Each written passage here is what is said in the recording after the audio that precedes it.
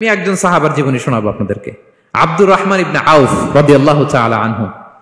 10 জন জান্নাতের দুনিয়াতে বসে যে 10 জন সাহাবা জান্নাতের সুসংবাদ পেয়েছেন তাদের মধ্যে একজন, আলহামদুলিল্লাহ বলেন।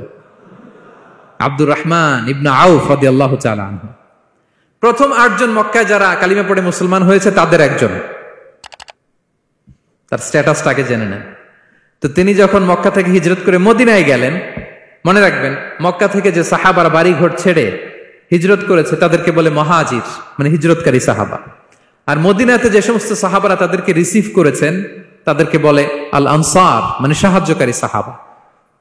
তো যারাই হিজরত করে মক্কা থেকে মদিনায় যেত, বিষ্ণু ইসা ইসলাম মদিনার কোন সাহাবীর সাথে তার ভাই পাতিয়ে দিতেন, আল মুআখাত, ব্রাদারহুড করে দিতেন, দায়িত্ব দিতেন যে তুমি এই সাহাবীকে দেখবে। তো আব্দুর রহমান ইবনে আউফ রাদিয়াল্লাহু তাআলা আনহু যখন হিজরত করে গেলেন, তার দেখভাল করার জন্য যে সাহাবীর দায়িত্ব পড়ল তার নাম হচ্ছে সাআদ ইবনে রাবিয়া, আনসারী সাহাবী রাদিয়াল্লাহু তাআলা আনহু। বিষ্ণু বললেন, সাআদ, আব্দুর রহমান ইবনে আউফ তোমার ভাই, ভাই বানিয়ে দিলেন। কি বানিয়ে দিলেন? তুমি তাকে টেক কেয়ার করবে, সে হবে তোমার মেহমান।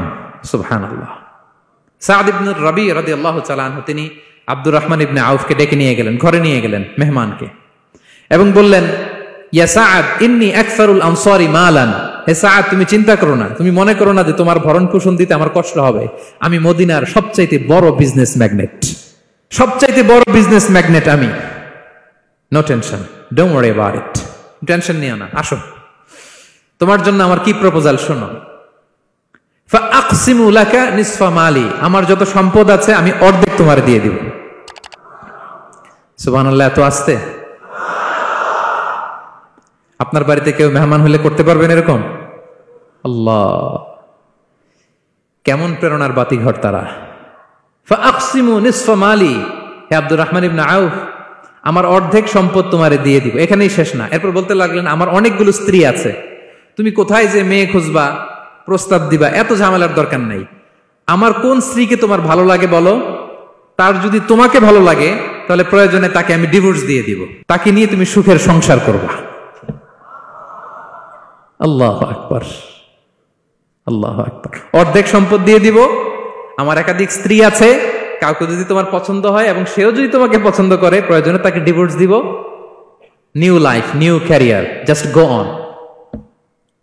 আমরা এই সুযোগ পেলে কি করতাম?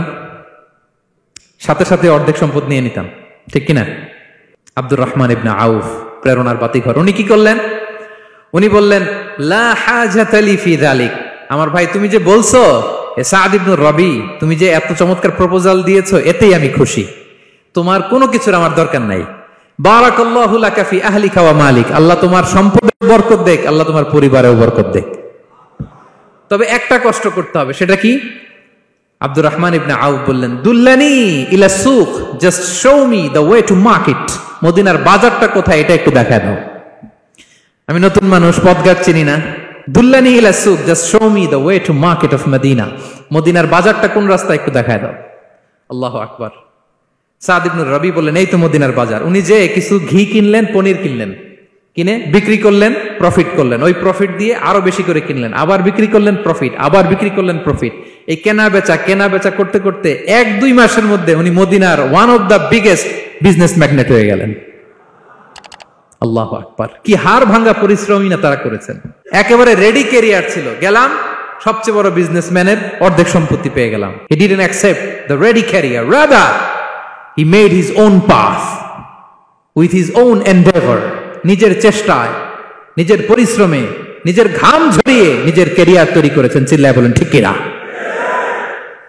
This is the biography of Abdul Rahman ibn Auf radiyallahu ta'ala anhu.